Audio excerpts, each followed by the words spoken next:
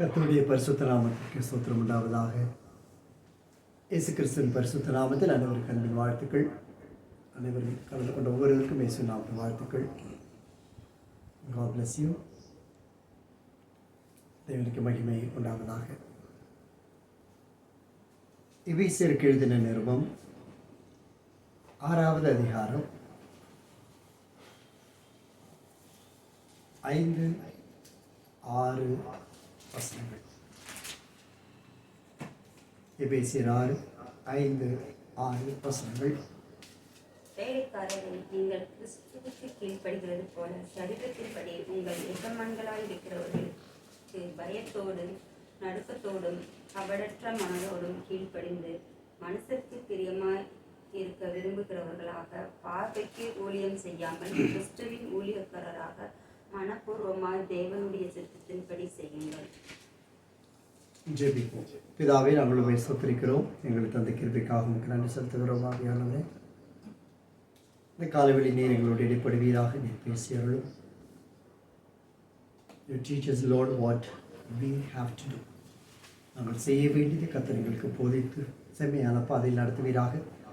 ஒவ்வொரு இடத்திலும் ஸ்தலத்திலும் தடைகளை உடைத்து கர்த்தர் மகிமைப்பட வேண்டும் நாங்கள் ஜெபிக்கிறோம். பணிந்து தொழுகிறோம். ஆவியானவர் மட்டும் இடைப்படும். இயேசு கிறிஸ்து நாமத்தில் பிதாவே, ஆமென். So nice to see in the presence of the Lord. தேவனுக்கு மகிமை உண்டாகட்டும். God bless you. வேலைக்காரரே, வேத வசனம் தேவ பிள்ளைகளுக்கு கொடுக்கிற ஒரு அருமையான பெயர்களில் ஒன்று. வேலைக்காரரே, சர்வன்ஸ். சர்வன்ஸ் என்கிற பொழுது வேலை செய்கிறவன், தாழ்ந்து வேலை செய்கிறவன் அல்லது தன்னை தாழ்த்தி வேலை செய்கிறவன், ஊழியம் செய்கிறவன் என்று பல வேலைகள் உண்டு. வேலை என்றால் அது ஊழியம்தான். ஆண்டவர் நம்மை அழைக்கிற ஒரு அழகான பெயர் தான் வேலைக்காரன். இது எத்தனை பேருக்கு பிரியம் எனக்கு தெரியல. ஆனால் வேதம் அதுக்கு கொடுக்குற அழகான பெயர் வேலைக்காரன். ஆண்டு சொல்ல, வேலைக்காரரே, நீங்கள் கிறிஸ்துவுக்கு கீழ்ப்படுகிறது போல சரீரத்தின்படி உங்கள் எஜமான்களாக இருக்கிறவர்களுக்கு பயத்தோடும் நடுக்கத்தோடும் கபடற்ற மனதோடும் கீழ்ப்படிந்து மனுஷருக்கு பிரியமாயிருக்க விரும்புகிறவர்களாக பார்வைக்கு ஊழியம் செய்யாமல் கிறிஸ்துவின் ஊழியக்காரராக மனப்பூர்வமாய் தேவனுடைய சித்தத்தின்படி செய்யுங்கள். ஊழியத்தில் 2 வகை உண்டு. ஒன்று பார்வைக்கு ஊழியம், இன்னொன்று மனப்பூர்வமான ஊழியம். பார்வைக்கு ஊழியம் என்பது நன்கு விளம்பரப்படுத்தலாம், அல்லது வேத புத்தகத்தை வாங்கி கொடுக்கலாம். வேத புத்தகத்தை வாங்கி கொடுக்குற ஒரு ஊழியம் தான் இல்லையா? ஆமாம். ஆனால் பல இடங்களில் பார்க்கும்பொழுது அதுவே ஒரு பிஸ்னஸாக போயிட்டுருக்கு. மொத்தமாக ஹோல்சேலில் 15 ரூபாய்க்குன்னு பைபிள், ஒரு 1000 பைபிள் வாங்கிட்டு பல சபைகளுக்கு அது 50 ரூபாய்ன்னு உங்களுக்கு குறைந்த விலையில் கொடுக்குறோன்னா 50 ரூபாய்க்கு கொடுத்துருவாங்க. ஸோ இன்றைக்கி 250 ரூபா 300 ரூபாய் குறைஞ்சி இன்றைக்கி வேத புத்தகம் வாங்க முடியாது. ஸோ அவங்களுக்கு 50 ரூபாய் 100 ரூபாய் கொடுக்கும் பொழுது அது சந்தோஷமாக வாங்கிக்கிறாங்க. ஸோ அது நோக்கம் வேதாகமத்தை விதைக்க வேண்டும் அல்ல என்றல்ல, விற்க வேண்டும் என்பது. ஸோ வேதாகமத்தை விற்கிற ஊழியம் பார்வைக்கு செய்கிற ஊழியம். வேதாகமத்தை விதைக்கிற ஊழியம் தேவனுடைய சித்தத்தின்படி செய்கிற ஒரு ஊழியம். அப்போ இங்கே ஆண்டவர் நமக்கு ஒரு வேலைக்காரரை என்று அழைத்து அவர் நாம் என்ன செய்ய வேண்டும் என்று அவர் எதிர்பார்க்கவில்லை, ஒரு கட்டளையாகவே இங்கு கொடுக்கிறார். நீ தேவனுடைய சித்தத்தின்படி மனப்பூர்வமாய் கர்த்தருக்கு ஊழியம் செய்ய வேண்டும். அப்போ இந்த வேலைக்காரரே என்கிறவன் தேவனிடத்தில் கூலி பெறுகிறவன். நாம் தேவனிடத்தில் கூலி பெறுகிறோம். கூலிங்கிறது கொஞ்சம் ஒரு மாதிரி இருக்கு. ஏன்னா முந்தியெல்லாம் சம்பளங்கிறது வேறு, கூலிங்கிறது வேறு. சம்பளம் மாதம் வாங்குறது, கூலி என்பது அன்றாடம் வாங்குவது அல்லது அன்றைக்கு வேலைக்கு போவது வாங்குவது. இன்றைக்கு அநேக இடங்களில் சம்பளம்னு கொடுத்தாலும் அது கூலியாக தான் கணக்கு பண்ணி கொடுக்குறாங்க. ஒரு நாள் போகலைன்னா சம்பளம் முடிச்சுக்குவாங்க, ஒரு நாள் போகலைன்னா அது கட் பண்ணுவாங்க. ஸோ நான் அட்மினிஸ்ட்ரேஷன் இருந்தெல்லாம் எனக்கு நல்லா தெரியும். நம்ம வேலைக்கு போனால் நீங்கள் கணக்கு பண்ணி பாருங்கள் உங்கள் சம்பளத்தை. ஒரு ஒரு 10,000 ரூபாய் வாங்குறீங்கன்னா ஒரு நாளைக்கு வேலைக்கு போவீர்களானால் உங்களுக்கு கொடுக்குற சம்பளம் 350 ரூபாய் என்று வைத்துக்கொள்வோம். நீங்கள் ஒரு நாள் வேலைக்கு போகலான்னு கட் பண்ணும்போது அது 450 420 ரூபா கட் பண்ணுவாங்க. அது ஏன்னு எனக்கு தான் தெரியும், நீங்கள் தனியாக வாங்க சொல்கிறேன். அப்போது தேவனுக்கு ஊழியம் செய்கிற நாம் வேலைக்காரர்களாக ஆண்டவர் நம்மை எதிர்பார்க்கிறார். ஏன் ஆண்டவர் நம்மை அதை எதிர்பார்க்கிறார்? அப்போ ஆண்டவருக்கு ஊழியம் செய்யுங்கள் என்பது கர்த்தருடைய கட்டளை. யாருக்கு? தெய்வ பிள்ளைகளுக்கு. யாரானாலும் ஊழியம் செய்யணும். பெரியவர்களோ சிறியவர்களோ வாலிபர்களோ இளம் வயதினரோ யாரும், no categories, every one has to work. நம்ம கொடுத்த தரிசனத்தின்படி நாம் ஓடிக்கொண்டிருக்கிறோம் என்று நம்ம நிறைய பேர் நினச்சிக்கிறோம். ஆனால் ஓடலை. ஏன்னா ஓடினால் அது கூலி கிடைக்கும், நமக்கும் கூலி கிடைக்கும், ஊழியத்திலேயும் கூலி கிடைக்கும். அப்போ ஆண்டவர் செய்கிற ஊழியம் செய்யும்படி ஆண்டவர் அவர்களை எதிர்பார்க்கிறபடினால் ஆண்டவர் நமக்கு அது முன்பதாக நம்ம ஒப்பு கொடுக்க வேண்டும் என்று கர்த்தர் விரும்புகிறார். ரோமருக்கு எழுதின நிருபம் 6ஆம் அதிகாரம் 19ஆம் வசனத்தில், ரோமர் 6:19, உங்கள் மாம்ச பலவீனத்து நிமித்தம் மனுஷர் பேசுகிற விதமாக நான் பேசுகிறேன். அக்கிரமத்தை நடப்பிக்கும்படி நீங்கள் உங்கள் அவயவங்களை அசுத்தத்திற்கு அக்கிரமத்திற்கு அடிமைகளாய் ஒப்பு கொடுத்தோம். பாவம் நம்மை மேற்கொண்ட பொழுது, ரோமர் 6:19, பாவம் நம்மை மேற்கொண்ட பொழுது அந்த அக்கிரமத்தை, அந்த அசுத்தத்தை, அந்த பாவத்தை, அந்த அருவருப்பை நடப்பிக்கும்படிக்கு அடிமைகளாக பாவத்துக்கு நம்முடைய முழு அவயவங்களை நம்ம ஒப்பு கொடுத்தோம். இன்றைக்கி நிறைய பேர் ஊழியத்தில் ஜெயிக்காததற்கு காரணம் பாவத்திற்கு அசுத்தத்துக்கு ஒப்பு கொடுத்தது போல வேறு எதற்கோ அல்லது யாருக்கோ ஒரு காரியத்துக்கு நம்ம சரீரத்தை ஒப்பு கொடுத்திருக்கிறதுனால ஆண்டவர் சொல்கிற அப்படிப்பட்ட காரியத்தை ஒப்பு கொடுத்திருந்த உண்மைதான். ஆனால் பாவத்திலிருந்து கர்த்தர் மீட்டுக்கொண்டார். மீட்டுக்கொண்ட பிறகு என்ன செய்யணும்? இப்போ பரிசுத்தமானதை நடப்பிக்கும்படி உங்கள் அவயவங்களை நீதிக்கு அடிமையாய் ஒப்பு கொடுங்கள் என்று கர்த்தருடைய கட்டளை. அப்போ ஊழியம் செய்வதற்கு முதலாவதாக பரிசுத்தத்தை நடப்பிப்பதற்கு அவயவங்களை நீதிக்கு அடிமையாக, இதுக்கு முன்பதை அக்கிரமத்திற்கு அடிமையாக கொடுத்தோம். அந்த அக்கிரமத்தில் இருந்தது நீதி, சுய நீதி, பாவத்தின் நீதி அல்லது மனுஷருடைய நீதி என்று வைத்துக் கொள்ளலாம். ஆனால் கர்த்தரிடத்திலிருந்து வருகிற பொழுது இது பரிசுத்தத்திற்குரிய ஒரு நீதிக்கு நாம் ஒப்புக் கொடுக்க வேண்டும். இதுதான் ஊழியத்தினுடைய ஒரு பெரிய பங்கு. அப்போது ஆண்டவர் சொல்வது, ஊழியத்திற்காக அழைக்கப்பட்டிருக்கிறவர்கள் அனைவரும் தெரிந்து கொள்ளப்பட்டவர் சிலர் தான். ஆனால் கர்த்தருக்கென்று வேலை செய்வது எல்லோரும் மேல் விழுந்த ஒரு கடமை. இதில் நாம் ஆண்டவரிடத்திலிருந்து பெற்றுக்கொண்டு அந்த கட்டளைகளுக்கு கீழ்ப்படினது. அதுதான் ஆண்டு விரும்புவது, கீழ்ப்படிதல் தான். பேதுரு மறுதளிக்கும் போது ஆண்டவர் நல்லா தெரியும் பேதுரு மறுதளிப்பார் என்று. ஆனால் ஆண்டவர் அந்த பேதுரை பார்த்து தான் சபையை கட்டுகிற ஒரு அழைப்பை கர்த்தர் அவருக்கு கொடுத்தார். சபையை நிக்கிரகம் பண்ணுகிற ஒரு பவுல் தான் ஓடி ஓடி திரிந்து கர்த்தருக்கு என்று ஊழியம் செய்தார். அப்போது தேவ மக்களை கொல்வதற்கும் துன்புறுத்துவதற்கும் தன்னை பிசாசனுடைய கிரியைகள் என்று அறிந்து அல்லது தேவனுக்கு விரோதமாக செயல் என்று அறிந்து தன்னை கொலைபாதகத்துக்கும் அசுத்தத்திற்கும் ஒப்பு கொடுத்திருந்த பவுல் ஆண்டவர் பேசின உடனே தன்னுடைய சரீரத்தை அதே காரியத்தை செய்து முடிப்பதற்கு ஒப்பு கொடுத்தார். இந்த ஒப்பு கொடுத்தல் இருந்தால் மட்டும்தான் நாம் ஊழியத்தில் நிறைவேறுதலை காண முடியும். அப்போ பவுல் சபைகளை துன்புறுத்தினார். அதே பவுல் சபைகளை கட்ட ஆரம்பிக்கும் பொழுது சபைகளால் துன்புறுத்தப்பட்டார், மனிதர்களால் துன்புறுத்தப்பட்டார், ஆசாரியர்களால் துன்புறுத்தப்பட்டார், பெரிய கூட்டமே கூடிவிட்டது. அப்போ பரிசுத்தமானவைகளுக்கு நம்மை ஒப்பு கொடுத்து இந்த ஊழியம் செய்ய வேண்டும். இந்த ஊழியம் என்பது நம்மேல் விழுந்த நிச்சயமான கடமை.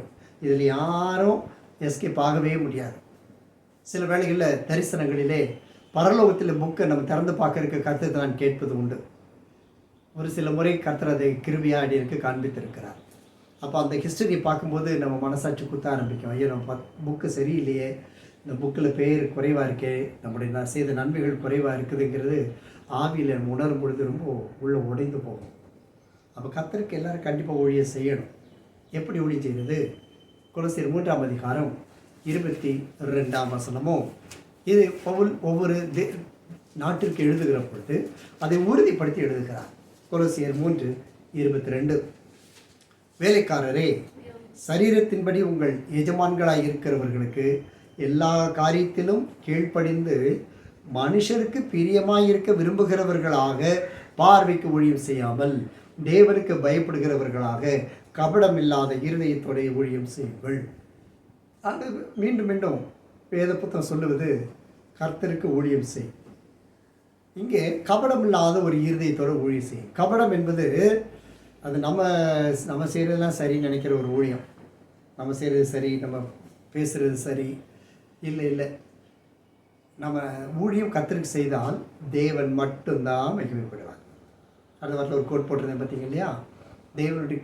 தேவனுடைய காரியத்தை நடப்பிக்கும் பொழுது இந்த உலகத்திற்கும் தேவனுக்குள்ள வித்தியாசம் வரும் பொழுது இதுக்கெல்லாம் ஒத்து போகணும், இதில் கொஞ்சம் இறங்கி போகணும், இதில் கொஞ்சம் எசைஞ்சு போகணும் என்பதெல்லாம் ஆவிக்குரிய வாழ்க்கையில் கிடையாது. ஒன்று வாழ்ந்தால் தேவனுக்காய் நிற்போம், தேவனுக்காய் ஊழியம் செய்யும். இல்லை என்றால் பிசாசுக்காய் நிற்போம், பிசாசுக்காய் ஊழியம் செய்ய முடியும். There is no intermediate in Christian life. இந்த எல்லோரும் ஸ்பெக்ஸ் போடுறோம் இல்லையா? ஆரம்பத்தில் பார்க்கும்போது கீழே மட்டும் பார்வைக்கு ஸ்பெக்ஸ் வரும், கண்ணாடியில் வாசிக்கிறதுக்கு கீழே இருக்கும், மேலே பிளெயின் கிளாஸ் கொடுத்துருப்பாங்க. அப்புறம் 2 பவர் உள்ளவங்களுக்கு, தூர பார்வை உள்ளவங்களுக்கு, கிட்ட பார்வை உள்ளவங்களுக்கு கீழேயும் மேலேயும் தனித்தனி லென்ஸ் வச்சுருவாங்க.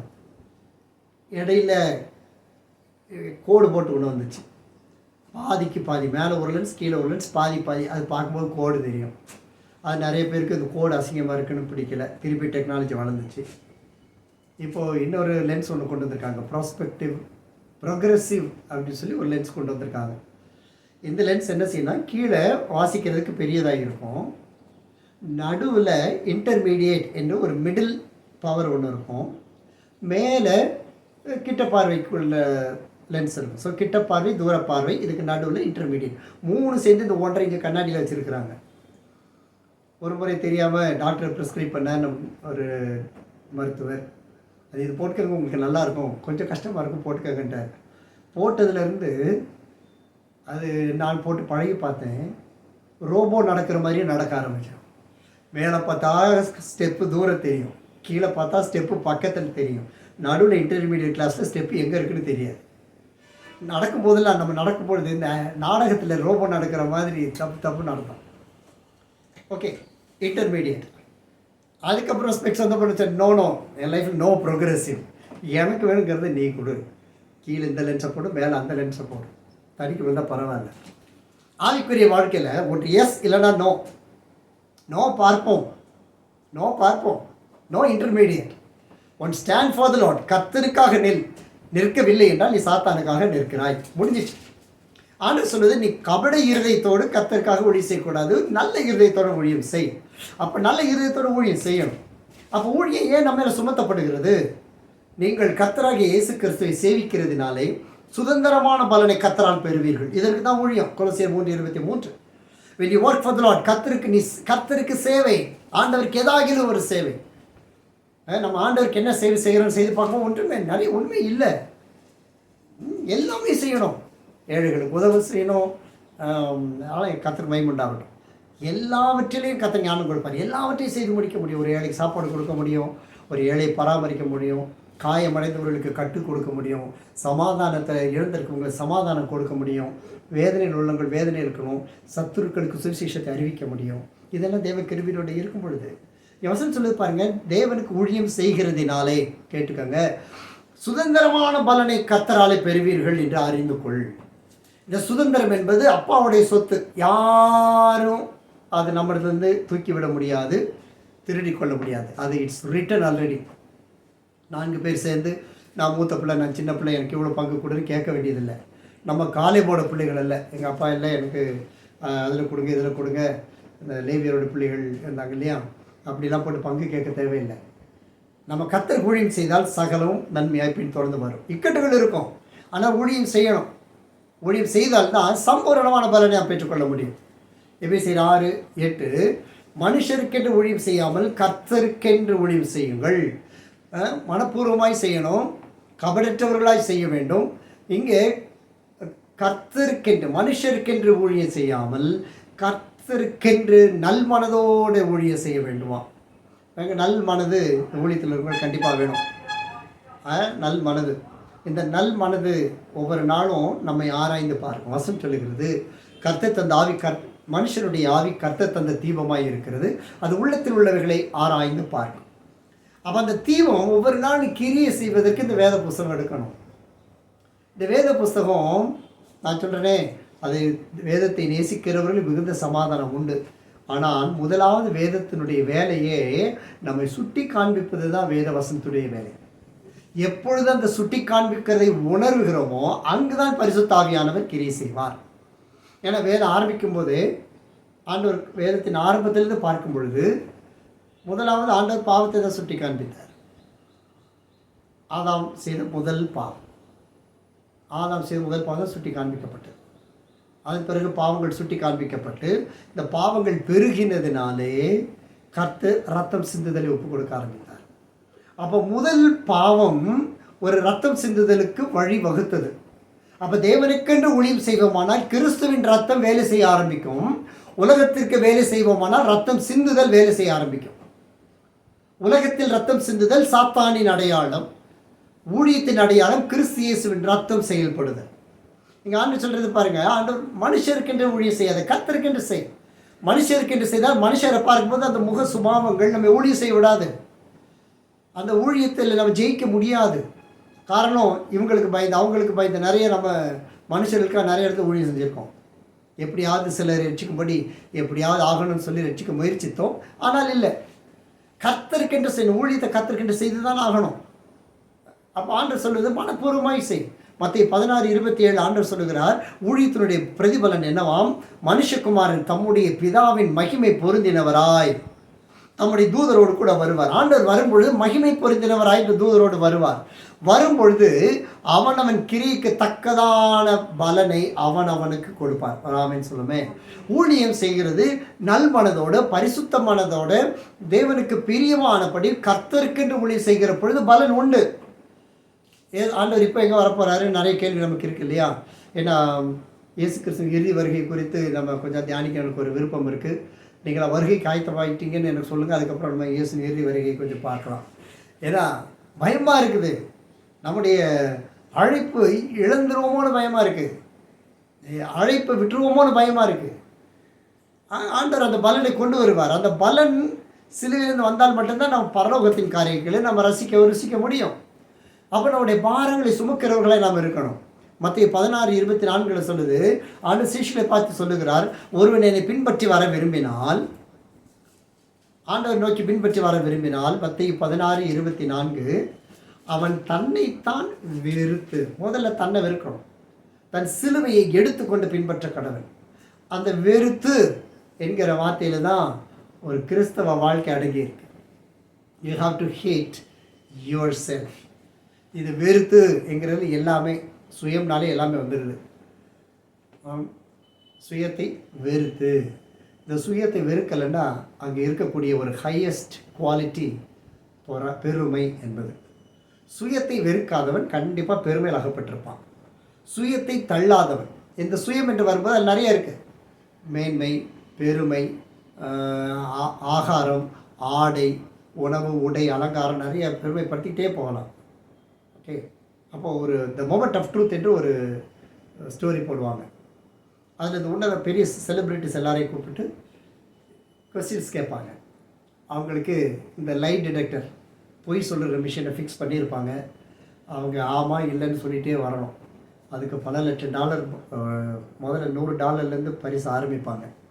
கடைசி பரிசு $1,00,000. ஸோ இன்றைக்கி பார்க்கும்போது ஏற்படைய 10 கோடி ரூபாய். அப்போது அதில் ஒரு லேடி எல்லாத்தையும் சொல்லிகிட்டே வந்தாங்க. இந்த 10 கோடி அவங்க ஜெயிக்கும் பொழுது ஒரே ஒரு கொஸ்டின், எஸ் ஆர் நோ அவங்க சொல்லணும். இதுவரை எல்லாம் ஜெயிச்சுட்டு வந்தாங்க. $100 ஆரம்பித்து எல்லாம் ஜெயிச்சுட்டு வந்துட்டாங்க. ஸோ $50,000 அடுத்து $1,00,000. அந்த $1,00,000 ஒரே ஒரு கொஸ்டின், அவங்க சரியாக பதில் சொல்லிட்டாங்கன்னா அவங்களுக்கு 10 கோடி கையில் எடுத்துகிட்டு ஓடிடலாம். இமீடியட் செக்கு கொடுத்துருவாங்க. அப்போ ஒரு கேள்வி கேட்டாங்க. நாங்களாம் வாட்ச் பண்ணிகிட்டு இருந்தோம். அப்போது நான் ட்ரைனிங்கில் இருந்ததுனால இவைகளெல்லாம் எனக்கு சற்று ஈடுபாடு உண்டு. அப்போது ஒரு கேள்வி கேட்டாங்க. அந்த அப்பா பேரை சொல்லி, நீ நல்லவளா என்று ஒரு கொஸ்டின் கேட்டாங்க. அவ்வளோதான். எல்லாம் சைலண்ட்டாக இருந்தது, அமைதியாக இருந்தது. ரொம்ப நேரம் யோசித்தா. அப்போ சைடில் ஒரு பேக்ரவுண்டு மியூசிக்கெலாம் கொடுப்பாங்க பார்த்திருக்கா, தும் தும் தும்னு மியூசிக்கெலாம் கொடுப்பாங்க. நமக்கே குடலை கலக்கி விட்டுருவானுங்க அந்த மியூசிக்கில். கடைசியில் அந்த அம்மா சொன்னது எஸ் என்று சொன்னிச்சு. அவ்வளோதான். பொய்யை கண்டுபிடிக்கிற மிஷின் பீம் பீம் பீம் பீம் பீம்னு அலாரம் அடித்தது. 10 கோடியும் அவுட், சுத்தமாக. என்ன நடக்குது? அப்போ அந்த மிஷின்ட்டு கேட்குறாங்க, ஏன் இதை சொன்னேன்? இல்லை, உனக்கு பெருமை ஜாஸ்தி இருக்குது, அதனால நீ உன்னை தாழ்த்தலை. உலகத்தில் ஒரு மிஷினால் கண்டுபிடிக்க முடியுது ஒரு மனுஷனுக்கு பொய் சொல்கிறாங்களா உண்மை சொல்கிறாங்களா, தாழ்மையா பெருமையா. ஆண்டவர் தாழ்மை பெருமை ஒன்றுக்கு ஒன்று எதிரடையே வைத்திருக்கிறார். அப்போ எங்கே நம்ம வெறுக்கிறோமோ அங்கே பெருமை வராது, தாழ்மை வரும். எங்கே வெறுக்கலையோ, சுயம் எங்கே ஒட்டிக்கிட்டு இருக்கோ அங்கே பெருமை வரும். ஆண்டவர் சொல்லுகிறது, தன்னைத்தான் வெறுத்து, தன்னைத்தான் வெறுக்கிறவன் ஆசை இச்சை இழை சிலுவையில் அரைஞ்சிருக்கிறானா. அந்த ஆசை இச்சைகளை சிலுவையில் அறைந்தவன் தான் தன் வெறுத்து இருக்கிற ஒரு காரியத்தை செய்யும். யூதா 1:23, யூதாவின் புத்தகத்தில் 23ஆம் வசனம் சொல்லுது, அங்கே நம்ம ஊழியத்தில் செய்கிறவர்கள் மத்தியில் இந்த வெறுப்பு நம்ம காண்பித்தா மட்டும்தான் கர்த்தர்கிட்ட வல்லமை பெற முடியும். 22ஆவது வசனத்தில், and on some have compassion, making a distinction, but others will say with fear, pulling them out of the fire, hating even the garments defiled by the flesh. அல்லாமலும் 22, நீங்கள் பகுத்தறிவு உள்ளவர்களாய். அது ரொம்ப தெளிவான வார்த்தையை இந்த 2000 வருஷத்துக்கு முன்னாடி பயன்படுத்தியிருக்காங்க. பகுத்தறிவு, த டிசர்னிங் ஸ்பிரிட், பகுத்தறிவுள்ளவர்களாய் இருந்து, பகுத்து அறிகிற அறிவு உள்ளவர்களாய், நாம் செய்கிற காரியத்தை பகுத்து அறிந்து அறிவுள்ளவர்களாய் இருந்து, சிலருக்கு இரக்கம் பாராட்டி சிலரை அக்கினியிலிருந்து இழுத்து விட்டு பயத்தோடு ரட்சித்து, மாம்சத்தால் கரைப்பட்டிருக்கிற வஸ்திரத்தை வெறுத்து தள்ளுங்கள். மற்றவர்களை ரட்சிப்பதற்கு இந்த மாம்சத்தில் கரைப்பட்டிருக்கிற இந்த வஸ்திரத்தை வெறுத்து தள்ளுங்கள். பத்திமையும் குருடன் தான் இல்லையா, உட்காந்து இயேசுவே தாவீதின் குமாரனே அப்படின்னு கத்துனான். இயேசு கிறிஸ்து வந்தார், அவர் சத்தம் கேட்டது. அவருக்கு எப்போ சத்தம் கேட்டதுன்னா மற்றவர்கள் தடை பண்ணின பொழுது, பத்திமை பிசாமர் சத்தம் போடாத, ஆண்டவரை டிஸ்டர்ப் பண்ணாங்க. அதான் இன்றைக்கி நம்ம எல்லோரும் சொல்லிகிட்டு இருக்கோம். அவர் இப்போ படிப்பார் பிரதர், அவர் இப்போ ஜெபம் பண்ணுவார் பிரதர், எப்படியோ தட்டி மேலே வரட்டும்னு பார்க்குறேன் பிரதர் அப்படின்னு சொல்கிறது அழைப்பு இல்லை. ஏன்னா ஆண்டு சொல்ல அக்கினிலேருந்து எடுக்கணும். அவங்களுக்கு எடுக்கணும்னா இந்த மேற்கு வஸ்திரத்தை தூக்கி போடணும்.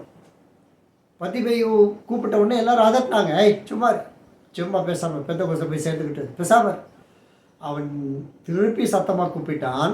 சுற்றி இந்த சீஷர்களை தாண்டி இருக்கிற இந்த ஆயிரக்கணக்கான ஜனங்களுடைய நடை அடிகளின் சத்தத்தை தாண்டி கிறிஸ்து இயேசுவின் காதுகளை போய் டச் பண்ணுச்சு. இயேசுவே தாவீதின் குமாரனேன்னு கத்தினான். இயேசு கிறிஸ்து நின்றார். என்னன்னு கேட்டார். அது ஒரு குருட ஆண்டவர் உட்காந்து கத்திக்கிட்டு இருக்கான். அவனை போய் கூப்பிட்டுட்டு வந்துட்டார்.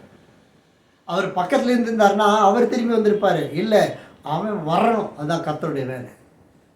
ஆண்டவருக்கு அற்புதம் வேணும், ஆண்டத்தில் அதிசயம் நடக்கணும், கர்த்தருடைய வேலையை செய்கிறதுக்கு நீ அவர்கிட்ட வரணும். வந்த பொழுது என்ன செய்யணும்னு கேட்டார். ஒரே ஒரு டைரக்ட், ஆண்டவரை நான் பார்வையடைய வேண்டும். அப்போ எழுந்த உடனே அவர் செய்த முதல் வேலை, இத்தனை வருஷம்லாம் இங்கே இருக்கிறேன், எத்தனை மாதம் நான் குடிக்கலை, எவ்வளோ நாள் இருந்தான்னு தெரியல. அவன் குருடனுக்கு தன் மேலே இருந்த அழுக்கு தெரிஞ்சது. அவன் எழுந்து தன்னால் ஈட்ட மாட்டான் அதுக்கு எழுச்சி தூக்கி போட்டுட்டு இயேசு கிறிஸ்துவில் வந்தான். அந்த மாம்சத்தில் உள்ள கரை படித்த அந்த அந்த அந்த வஸ்திரத்தை வெறுத்து போடணும், சுயத்தை வெறுக்கணும். இப்போ நிறைய நம்ம சுயம் வெறுக்காமல், நான் சுயத்தை வெறுத்துட்டேன், இல்லைன்னா நான் அதை பண்ணியிருப்பேன், அந்த பேச்சுக்காக இடமில்லை. சுயத்தை வெறுத்துட்டா கர்த்தருக்கு மட்டும்தான் ஏதாவது செய்யணுங்கிற எண்ணம் வரும். சுயம், அந்த சுயத்தை வெறுக்கணும். அப்போ சிந்தை, சுயத்தில் வர சிந்தையை வெறுக்கணும். சுயத்தில் உள்ள சிந்தையை வெறுத்தால்தான் கிறிஸ்துவின் சிந்தை உள்ள வேலை செய்ய ஆரம்பிக்கும். ஏனென்றால் சுயத்தை வெறுக்கிற பொழுது கிறிஸ்துவின் அன்பு நம்மிடத்தில் வெளிப்படுது. யோவான் 12:25 ஊழியம் செய்கிறவர்களுக்குள்ள அந்த பாக்கியத்தை பாருங்களேன். நம்ம ஊழியம் செய்ய முடியாது, இருக்கவே முடியாது. ஊழியத்தை கட்டி எழுப்பது நம்மேல் விழுந்த கடமை. தன் ஜீவனை சிநேகிக்கிறவன் அதை இழந்து போவான். பாருங்க, தன் ஜீவனை சிநேகிக்கிறவன், அதாவது வஸ்திரத்தை வெறுத்து தள்ளாதவன் தன் ஜீவனை இழந்துருவான். அவனா யுவர் லைஃப் இஸ் கான். ஆனால் இந்த உலகத்தில் ஜீவனை வெறுக்கிறவனோ அதை நித்திய ஜீவ காலமாய் சுதந்திரித்துக் கொள்வான். இங்கே மை சாட்டிஸ்ஃபேக்ஷன், என்னுடைய திருப்தி, என்னுடைய திட்டம், என்னுடைய பிளான்ஸ், என்னுடைய ஆசைகள், என்னுடைய இச்சைகள், என்னுடைய கிரியைகள் எல்லாத்தையும் நான் சாட்டிஸ்ஃபை பண்ணணும்னு நினச்சிட்டாலே பரலோகத்தினுடைய என்ட்ரன்ஸ் இல்லை. ஆண்டு ரொம்ப தெளிவாக சொல்கிறார். அந்த ஊழியத்தின் பாதைகள் ஏதாகிலும் நம்ம செய்யணும். ஃபாதர் எழுதின பாட்டுக்குள்ள ஏதாகிலும் செய்ய வேண்டும் ஆண்டவருக்கு, கர்த்தருக்கு. அதில் கர்த்தர் மகிமைப்படணும். அப்போ சுயத்தை வெறுக்கணும். உலகத்தில் தன் ஜீவனை வெறுக்கணும். இந்த ஜீவன் என்ன நினைக்கும்?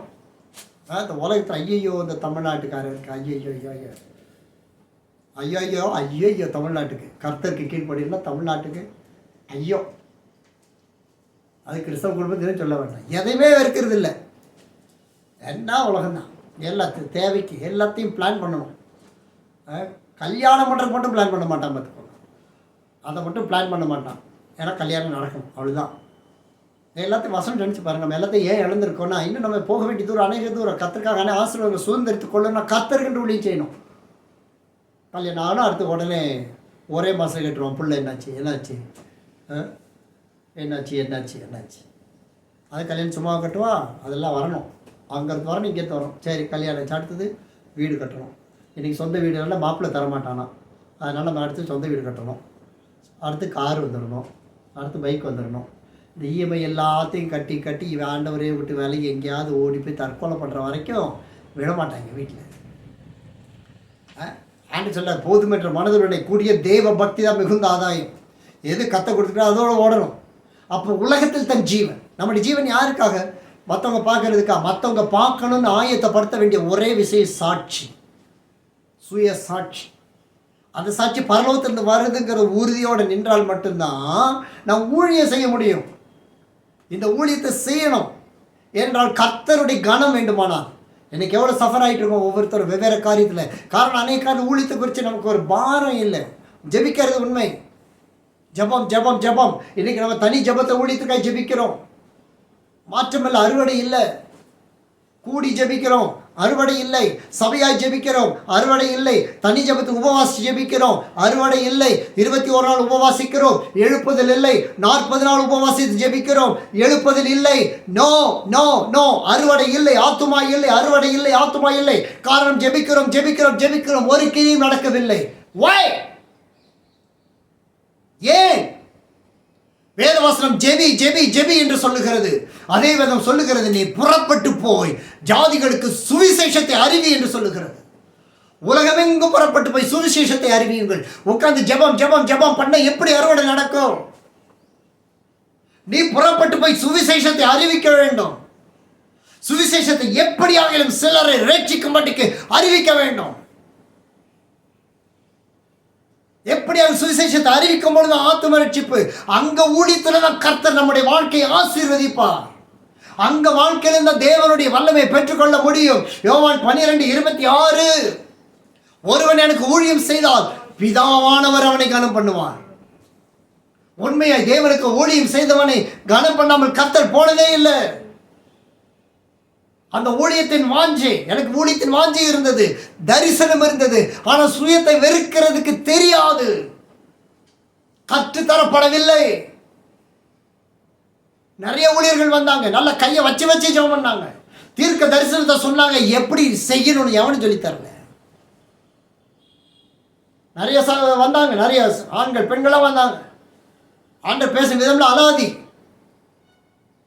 ஒரு படிப்பறிவு இல்லாதவங்களை வச்சு தான் கத்த முதல் என்ன ஊழியத்தின் அழைப்பு கொடுத்து பேசினார். இந்த ஆணையூரில் அவனை போய் கேட்டேன், அக்கா நான் எப்படி ஊழியம் செய்யணும்? சொல்ல தெரியல. ஏன்? அதற்குரிய அபிஷேகம் இல்லையா? ஜெபிச்சுக்கிட்டே இருக்கிற ஆளுக்கு அற்புதம் இல்லை, அற்புதம் இல்லை. ஒருவன் எனக்கு ஊழியம் செய்தால் பிதாவானவர் கனம் பண்ணுவார்.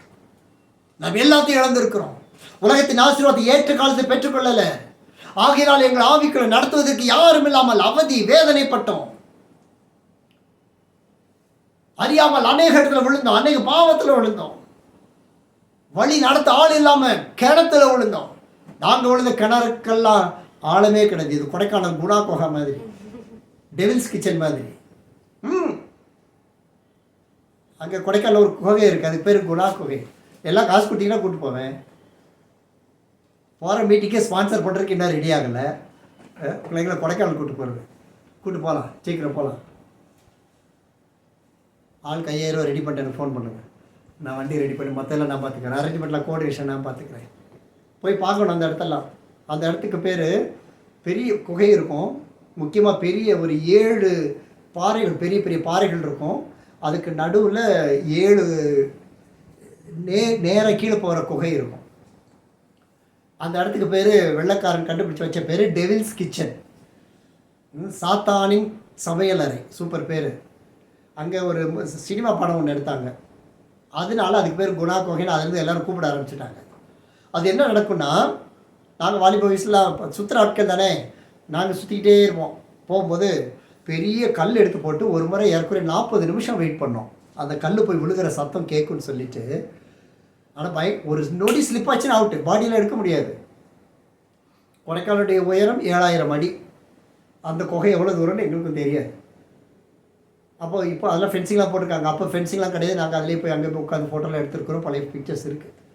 அதான் அந்த குகை. அதில் போய் விழுந்துட்டோம்னா எந்திரிக்க முடியாது, சத்தமும் கேட்காது. அதுதான் ஆவிக்குரிய வாழ்க்கையில் நம்ம கர்த்தருக்கு ஊழியம் செய்யலைன்னா நம்முடைய வாழ்க்கை யாரும் மீட்க முடியாது.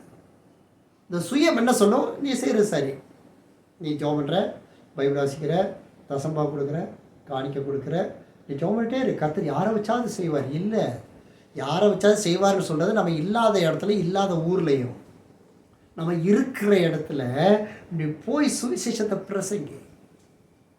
அப்போ எத்தனை ஃபோட்டோஸ் போடுறோம், ஸ்டேட்டஸாக நிறைய ஃபோட்டோஸ் போடுறோம். சில நம்மளால் அந்த ஸ்டேட்டஸ் பற்றி கவலைப்படுறதில்லை. பர்த்டேக்கு போடுறோம், கல்யாணத்துக்கு போடுறோம், எல்லாத்துக்கும் போடுறோம். ஒரு வசனத்தை போட்டால் என்ன ஆயிடுது, போட மாட்டோம். ஏன்னா நம்ம கிறிஸ்தவன் தெரிஞ்சிடும். நிறைய இடங்கள் இந்த அந்த பண்ண எனக்கு வரலாம் பார்த்தீங்கன்னா பயங்கர ஜோக்கெல்லாம் போடுவாங்க. நிறைய ஊழியர்களே அதை செய்கிறாங்க. பயங்கர ஜோக்கு, சிரிப்பு எல்லாம் வரும். ஆனால் எச்சரிப்பின் வார்த்தையோ கர்த்தருடைய சுவிசேஷத்தின் வார்த்தையோ இல்லை. ஏன்னா அந்த வைராக்கியம் இல்லை. நம்ம ஒரு ஊழியம் போது அதை ஒரு ஒருமைப்பாடை பார்க்கணும். இந்த ஒருமைப்பாடு இல்லாத யாரும் ஜெயிக்க முடியாது, தனிப்பட்ட வாழ்க்கையில் ஜெயிக்க முடியாது. அனனியா சப்பீரால் கூட ஒருமனப்பட்டாங்க அழிஞ்சு போகிறதுக்கு, இல்லையா? அவங்க கூட அனனியா சப்பீரால் சேர்ந்து நம்ம இதை செய்யணும். அவங்கள்ட்ட பணம் கேட்டாங்களா? அப்போஸ்தலர்கள் பணத்தை கேட்டாங்களா? அனனியாட்ட கேட்டாங்களா? இல்லை. ஆசை இல்லை, நானும் அப்போஸ்தலனாக வேண்டும், வந்துரு, அப்போ தூக்கி போட்டு வந்துட வேண்டியது தானே. இல்லை இல்லை, நம்ம அப்போஸ்தலன் கொடுக்கணும், கொடுத்துருக்க வேண்டியது தானே. இல்லை, பணத்தை விற்று, அதாவது ஆசிரியருக்கு ஆஃபீஸராக, அதிர்ஷ்டருக்கு எரும மாடு மேய்க்க, எங்கள் அம்மா சொல்லுவாங்க அதை பழமொழி. ஊழியம் செய்ய ஆசையாக இருக்குது, ஆவின் வரங்கள் ஆசையாக இருக்குது, கர்த்தருக்கு ஏதாவது செய்ய ஆசையாக இருக்குது. ஆனால் எதையாவது வஞ்சித்து பிடிச்சி வைக்கிறது. இது நடக்கட்டும், கர்த்தர் எனக்கு ஏதாச்சும் செய்யட்டும், அப்புறம் இந்த காரியத்தை பற்றி பார்க்கலாம். நான் சொல்கிறேன், ஒன்றுமே நடக்காது. அழைப்பை சத்தியத்தை அறிஞ்ச நமக்கு செஞ்சு முடித்தாதான் கூலி. கர்த்தர் முன்னாடி கூலி கொடுத்து அனுப்ப மாட்டார். ஏன்னா இந்த உலகத்து எஜமாட்டி, நீ 10 ரூபா வாங்கிப்பார் முன்னாடி. அந்த காலத்தில் அட்வான்ஸ்க்கு எழுதி கொடுப்பேன், எங்களுக்கு ஒரு சம்பளத்தில் ஒரு 500 அட்வான்ஸ் கொடுங்கன்னு. சம்பளம் கொடுக்கும்போது கேட்க மாட்டான். ஆனால் அந்த 500 ரூபாய்க்கு அவன் பேசுகிற பேச்சு 100 கேள்வி கேட்பான். ஏன், என்னாச்சு? நம்ம உடனே சொல்லுவோம், எங்கள் அப்பாவுக்கு சுகமில்லை, 500 ரூபா வேணும்னு. அவங்க அப்பாவுக்கு எத்தனை தடவை சுகமில்லை வாரத்துக்குன்னு கேட்பான். இல்லை, எல்லாம் அந்த 500 ரூபா கொடுக்குறவனுக்கு நம்ம பணத்தை கொடுக்குறதுக்கு எவ்வளோ கேள்வி. கர்த்தருக்கு சொல்ல பாரு, ஒருவன் என்னை ஊழியம் செய்கிறவனால் என்னை பின்பற்ற கடவன். நான் எங்கே இருக்கிறேனோ அங்கேயே ஊழியக்காரன் இருப்பான். அப்போ நம்ம இருக்கிற இடத்துல கர்த்தர் இருக்கிறார் அப்படின்னா, நீ அழைக்கப்பட்ட ஒரு ஊழியத்தை கண்டிப்பாக நீ செய்தாகணும். ஒருவனை ஊழியம் செய்தால் பிதாவானவர் கனம் பண்ணுவார். அப்போ உன்னுடைய காரியங்களை விட்டு சொன்னது போல ஜெபிக்கிறது மாத்திரம் அல்லாதபடி சுவிசேஷத்தை அறிவிக்க வேண்டும். இன்றைக்கி நமக்கு அனைவரும் தைரியம் இல்லை. தைரியத்தை கெடுக்கிறது ஒரு முக்கியமான விஷயம், சோம்பேறித்தனம். அனைவரும் நியாயப்படுத்திக்கிறாங்க. எப்படி, எனக்கு இருக்கிற அறிவை வச்சு தானே நான் செய்ய முடியும். எப்போ அறிவு ஓட்டர்ந்து வர்றதில்லை. ஒருவனுக்கு ஞானத்தில் குறைவுள்ளவனாக இருந்தால் யாவருக்கும் சம்பூர்ணமான தேவனத்தை கேட்க கடவுள். தேவனுக்கு மகிமையுண்டாகட்டும். நீங்கள் எல்லாம் பார்த்துருக்கீங்கள, எந்த விஷயத்தை நான் விழுந்திருக்கேனா? ஒரு சில விழுந்து அறிஞ்சு விழுந்தது ஊழியத்தில் விழுகலை, தனிப்பட்ட விழுத்தில் விழுந்ததில்லை. நிறைவாக்கத்தை ஞானத்தை கொடுத்துருக்காரு. நான் எங்கே இருக்கிறோன்னா இங்கே ஊழியக்காரன் இருப்பான். நீ எங்கே இருக்கும்போது கர்த்தர் உங்களை இருக்கணும்னா நீ கர்த்தருக்கு ஊழியத்தை செய்துதான் ஆக வேண்டும். அப்படியே உட்காந்து அப்படியே நம்ம ஒரு காரியத்தை முடிச்சு அடுத்து அப்படியே என்னத்துக்கு நம்ம வாழ்கிறோன்னு ஒரு ஒரு ஒரு சுய ஒரு பரீட்சை இல்லாமல் எப்படி ஒரு கிறிஸ்தவன் வாழ முடியும்? கேட்கணும், ஒய் டு ஐ லிவ், நான் எதுக்காக உயிரோடு இருக்கேன், என்ன பிரயோஜனம், எதற்காக கர்த்தர் என்னை அழைத்தார், என்னுடைய அழைப்பு என்ன? இன்றைக்கி வசனம் என்னை ஏன் குத்தலை? இன்றைக்கி நம்ம அப்படி தான் வசனம் திறந்து ரெகுலர் ரீடிங். ஏன்னா டேடிக்கு எப்படியாவது மாதத்துக்கு ஒரு தடவை, வருஷத்துக்கு ஒரு தடவை ஷெட்யூல் அனுப்பிட்டேன். Daddy okay, he's happy, making daddy happy. Making daddy happy இல்லைப்பா, நீ எனக்கு சேர்த்து ஆப்பு வைக்கிறேன்னு அர்த்தம். காரணம் ஒரு அது படிக்கிறதுல 2 வசனத்தை படித்து மனசு குத்தப்படலையா, ஓட வேண்டாமா ஊழியத்துக்கு? ரொம்ப உங்கள் மேலே நம்பிக்கை ஆண்டவர் வச்சுருக்காரு. ரொம்ப ஆசையாக இருக்குது, ஓடி ஓடி ஓடி செய்கிறது. கர்த்தர் சீக்கிரத்தை என்னுடைய ஃபைனான்ஸ் எல்லாம் கட்டி இயேசு நான் அறுக்கிறேன், பரலோகத்தின் பொக்கை சுதந்திரத்தை கொடுக்குறேன். அந்த பொக்கிஷனுக்கு வர ஆரம்பிக்கும் போது ஒரு நாள் வீட்டில் சும்மா தூங்க மாட்டேன், ஓடிக்கிட்டே இருப்பேன். கர்த்தர் மகிமை உண்டாகட்டும். நீங்கள் ஓட ஆரம்பி, கர்த்தருக்கு கால் பண்ண பேசு. சும்மா வீட்டில் உட்காந்து என்னத்தை கண்டா அதே புளிச்ச சாம்பாரையும் அதே வாரத்துக்கு 2 கிலோ சிக்கனையும் கேட்குற வீட்டில் வந்து என்னத்தை சாப்பிட்ற, அந்த அம்மாவுக்கு ஒரு அப்ரிசியேஷனோ அல்லது அது இதுதான் ஓடப்போகுது. வாழ்க்கை மாற்று, வாழ்க்கை மாற்று. ஓடு, வேறு இடத்துக்கு ஓடு. ஒரு நாள் ஓடி போய் நல்லா உபவாசம் பண்ணி ஜெபம் பண்ணு, நல்ல போய் ஒரு நல்ல ஹோட்டலில் ஸ்டே பண்ணு, நல்ல ஃபாஸ்டிங் எடு. அங்கெல்லாம் நிம்மதியாக இருக்கலாம், யாரும் ஒன்று தொல்லை பண்ண மாட்டாங்க. வீட்டில் ஃபாஸ்டிங்னா ஓடி வந்துடுவாங்க. எதாவது குடிக்கிறீங்களான்ட்டு வருவாங்கல்ல, இல்லை நம்ம போய் கொடுப்போம்ல. இன்றைக்கி ஃபாஸ்டிங் ஆச்சு, ஒரு 1/2 லிட்டர் பாலை குடிச்சிருவோம். அப்படியே வெயிட் பண்ணிக்கிட்டே இருக்குது. 12 o'clock எப்படா வரும். அந்த 11:55 வரும் பொழுதே கேஸ் ஸ்டவ் ஆன் ஆக்கிடுது. ஹோட்டலுக்கு போ, கோ ஸ்டே, ஹாஸ்டலுக்கு போ. ஒன்றை பற்றிலாம் பேசலை, யாரை பற்றியும் பேசலை. We are waiting. We are not waiting upon the one who wants to speak to us. ஒரு குறிப்பிட்ட பலவீனங்கள் வரும்போது ஓகே, நீ வாசிக்கலனாலும் பரவாயில்ல. ஆனால் சிறகடிக்க வல்லமை இருக்கும்போது சிறகடிச்சு பறந்து போ. அந்த தேவனுடைய ஆசீர்வாதம் எவ்வளோ சுகம் தெரியுமா? கர்த்தருக்காக ஓடுறது. நானும் சொல்லி பார்க்குறேன், டே யாராச்சும் ஒருத்தர் வாங்கப்பா, வாரத்துக்கு ஒரு ஆள் வந்துட்டு போப்பா. ஒரு ஆள் வந்துருப்பீங்க, நாங்கள் 3 பேர் உட்காந்துருக்கோம், ஒரு ஆள் வா. இல்லை, உன்னுடைய வைராக்கியத்தை விடாது. வைராக்கியம். நேற்று சாயந்தரம் சொல்லி ஜெபிக்கிறோம். எதுக்கெல்லாம் ஜெபிக்கிறோம் பாருங்க. சீக்கிரம் வர்றதுக்கு ஜெபிக்கிறோம், எழுந்திருக்கிறதுக்கு ஜெபிக்கிறோம். ஆண்டவர் எழுப்பி விடும் ஆண்டவரே, அவர்களுக்கு தாரத்தை தார ஆண்டவரே. காலையில் அவருடைய ஆயத்தப்பட்டு பின்னாடி ஒரு ரெடி பண்ணிட்டு வந்து வீடியோவில் வர தார ஆண்டவரே. எது கர்த்தாவே, பரலோகத்தில் நம்ம பலனில் என்னவாயா இருக்கும்? மை மினிஸ்ட்ரிங்கிற ஒரு ஆதங்கம், எனக்கு கர்த்தர் கொடுத்த அழைப்பு, எனக்கு கொடுத்த தரிசனம், ஓடி உழைச்சி ஏதாவது செய்ய கர்த்தருக்கு ஊழியம் செய்ய ஆரம்பி. நம்ம ஏன் இன்னைக்கு இந்த நிலைமையில் இருக்கு? இவ்வளோ பிரச்சனை இருக்குது. இந்த பிரச்சனை முடிஞ்சதுக்கப்புறம் ஊழியத்துக்கு வரலாம்னு நினைக்கிறோம்ல. சரி, கர்த்தர் இது கொஞ்சம் சால்வ் ஆகட்டும், ஊழியத்துக்கு வந்துடலாம், ஊழியம் செய்ய ஆரம்பிக்கலாம். இல்லை, நான் சொல்கிறேன், நீ கர்த்தர்கிட்ட வந்து ஆதி அன்புக்கு நீ திரும்பினால் மட்டும்தான் இந்த ஆசீர்வாதம் உனக்கு வருமோ தவிர ஊழியம் செய்யலாம் உனக்கு பலன் கிடைக்கவே கிடைக்காது. ஊழியம் செஞ்சால் ஆண்டு ஏற்ற காலத்தில் மழையை பெய்ய பண்ணுவேன். யாருக்கு? ஏற்ற வேளையில் கர்த்தருக்காய் ஓடுவது. 1 மணி நேரம் வீக்லி 1 day ஆஃப் இருக்குன்னா ஒரு 1 hour கர்த்தருக்காக என்னாச்சு, நான் அழகாக சொல்லி கொடுப்பேன். அப்படியே அந்த கூட வந்திருக்கேன்ல, அப்படியே ஒரு வாக் போகிறது, ஒரு பஸ் ஸ்டாண்டில் நிற்கிறது, அப்படி எவ்வளோ கண்ணீர் வரும் தெரியுமா? நின்று பாருங்கள்.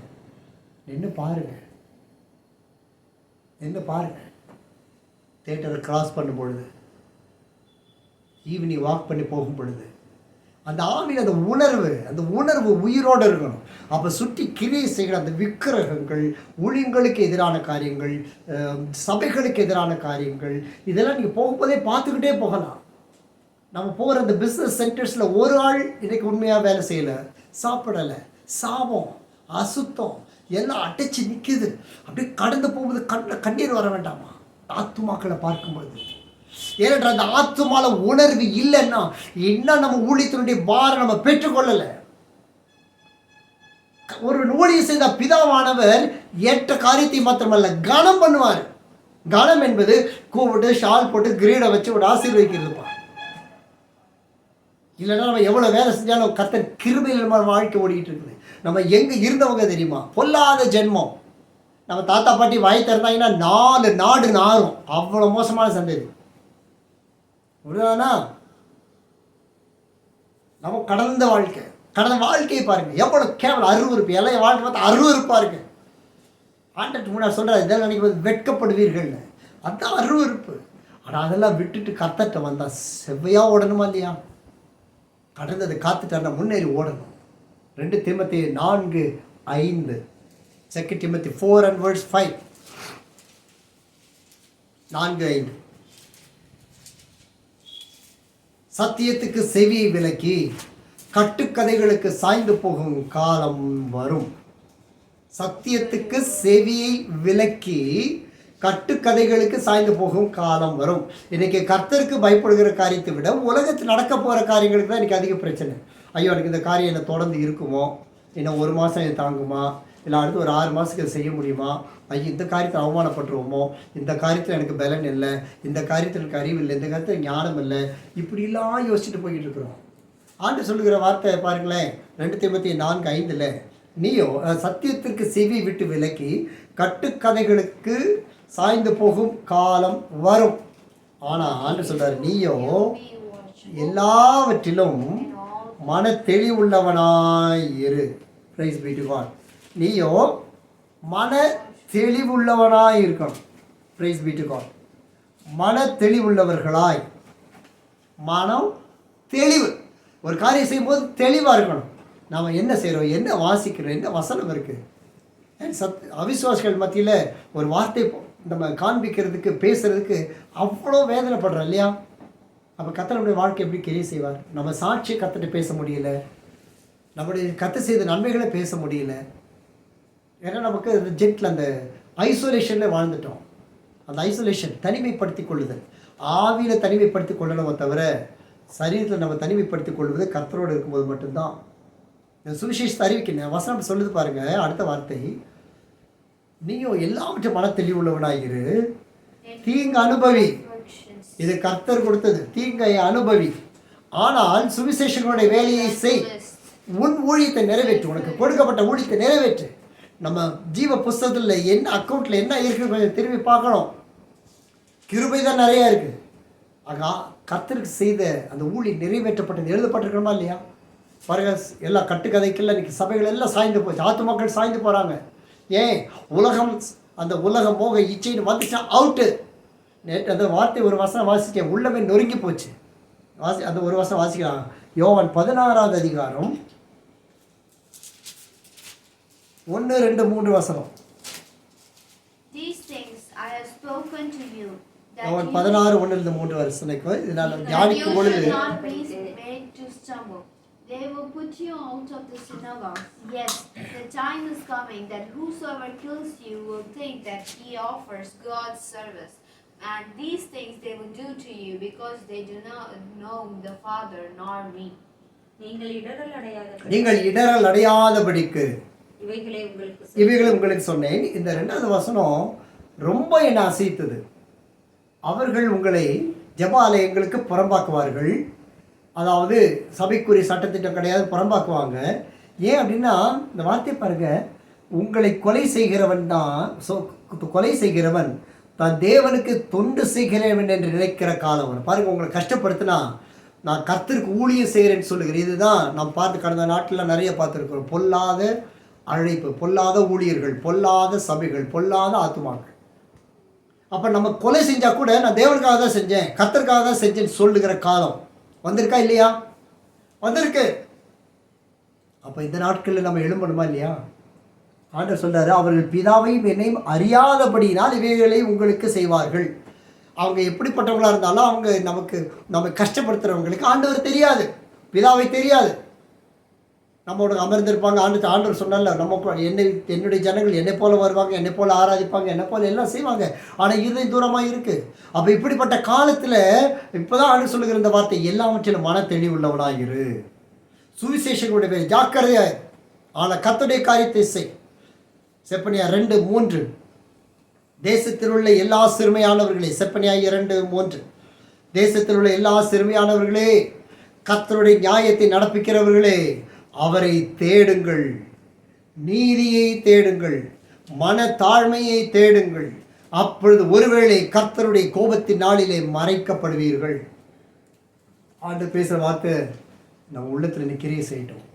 எத்தனை பேர் செய்தியை தியானிக்கிறீங்கன்னு தெரியல. ஏன்னா நம்ம செய்தியெலாம் தியானித்தா அது மன கஷ்டத்தை தான் கொடுக்கும். ஆனால் ஆவியில் உங்களை பரிசுத்தமாக்கும், இது எந்த சந்தேகமும் இல்லை என்ற அந்த ஒரு செய்திக்காக உபவாசித்து கர்த்தருடைய சமூகத்தில் கிடந்து இரவும் பகல் அவரை தேடி ஓடி வந்து நிற்கிறது என்னுடைய ஊழியத்தை நிறைவேற்றுவதற்காக என்று இருந்தாலும் உங்களுடைய அழைப்பு நிறைவேற்றுவதற்காக கர்த்தர் உங்களை அழைத்திருக்கிறார் என்பதை நீங்கள் அறிந்து கொள்வதற்காக. எல்லா சிறுமையானவர்களே, கர்த்தருடைய நியாயத்தை நடப்பிக்கிறவர்களே, முதல்ல அவரை தேடு, நீதியை தேடு, மனத்தாழ்மையை தேடு. இப்போ தேடி ஆண்டுகிட்ட நம்ம திரும்பி வரணும். நான் செய்கிறது கரெக்டு, நோ, மனத்தாழ்மையாக இரு, கர்த்தர் செய்கிறதான் சரி. அப்போது ஒருவேளை இங்கே அவரே எழுதும் பொழுது வித்தியாசமாக எழுதுகிறார், ஒருவேளை அவருடைய கோபத்தின் நாளில் மறைக்கப்படுவீர்கள். யாரும் தப்பிக்கவே முடியாது அவருடைய வேலையை செய்து முடிக்கலன்னா. அப்போ கர்த்தர் தம்முடைய கிருபை 1 பேதுரு 5 கர்த்தர் நிறைய கொடுத்துருக்க கிருபைகளை பார்த்து நாம் வாசிப்போம். 1 பேதுரு 5 அதிகாரம் 5 முதல் வேகமாய் வாசிக்கிறேன். இளைஞரே மூப்பருக்கு கீழ்ப்படிங்கள். அப்பா இளைஞர்களே, இளைஞர்களே, தயவுசெய்து மூப்பர்களுக்கு கீழ்ப்படியுங்கள். ஒருவருக்கு ஒருவர் கீழ்ப்படிந்து மனத்தாழ்மையை அணிந்து கொள்ளுங்கள். பெருமை, தாழ்மை இல்லாத இடத்திற்கு பெருமை. பெருமை உள்ளவர்களுக்கு தேவன் எதிர்த்து நிற்கிறார், தாழ்மை உள்ளவர்களுக்கோ கிருபை அளிக்கிறார். அப்போ அந்த கீழ்ப்படிதல் ரொம்ப முக்கியம். சத்திய ஆண்டவர் பேசுகிறாருன்னா அதை கீழ்ப்படியணும். சிலலாம் அசைக்கவே முடியாது, அப்படியே இருப்பாங்க. பார்த்துருக்கீங்களா? இந்த சில இடத்துல இந்த ஸ்டாச்சு மேன் மாதிரி, ஸ்டாச்சு மேன் அப்படியே நிற்போம். எந்த வந்தாலும், காற்றடித்தாலும், புயல் வீசினாலும் அசையவே அசையாது இல்லையா? அப்படியே நிற்கிறது. ஏன்னா கர்த்தர் இடத்துல பேசட்டும், கர்த்தர் என்கிட்ட பேசட்டும். கர்த்தர் பேச மாட்டார். தாழ்மையில் கர்த்தர் இடைப்பட்டாதான் அந்த பெருமையில் ஓடி வந்து ஆண்டவர் பெருமைக்கு எதிர்த்து நிற்கிறார். நம்மகிட்ட பெருமைக்கு என்ன இருக்குது? ஒன்றுமே இல்லை. ஆனால் அதிலே பெருமை, நான் இப்படி, நான் கர்த்தர் பேசினா தான் செய்வேன், கர்த்தர் பேசினா தான் இதை செய்வேன், கர்த்தர் பேசினா அதை செய்வேன், செய்ய வேண்டியதெல்லாம் அவர் விட்டுறது அப்படிங்கிறது அவர் செய்வார். பெருமையுள்ளவருக்கு எதிர்த்து நிற்கிறார். தாழ்மை உள்ளவர்களுக்கு மட்டும்தான் என் கிருபை. இன்றைக்கு வரைக்கும் கிருபை கர்த்தர் கொடுக்குறாருன்னா நம்ம தாழ்மையினால் அவர் கொடுத்த கிருபை இல்லை, அவருடைய இரக்கத்தினால் வைக்கிற கிருபை. நம்மை தாழ்த்துனா ஊழியரை ஆரம்பிச்சிடும். தாழ்த்துனா அவர் ஏன் ரத்தம் சிந்தினார் எனக்குன்னு புரிஞ்சிடும். நம்மை தாழ்த்துனா நான் சும்மா இருக்கிறேங்கிற உணர்வு என்னை கொல்லும். நம்ம தாழ்த்துனா அடுத்து செய்ய வேண்டிய உணர்வை கற்று தருவார். தாழ்த்தும் பொழுது அவர் நடத்த ஆரம்பிப்பார். அங்கே தான் நடத்துகிற கிருபை. இதுவரைக்கும் நம்ம ஜெபிக்கிறோம். எழுப்புதலுக்குரிய காரியத்தை பார்க்க முடியல. காரணம் சுவிசேஷம் அறிவிக்கலை. ஜெபிக்கிறோம் ஆனால் விடுதலை இல்லை. காரணம் ஆவியானவர் நம்மை நடத்துகிறதுக்கு நம்ம செவி கொடுக்கறது இல்லை.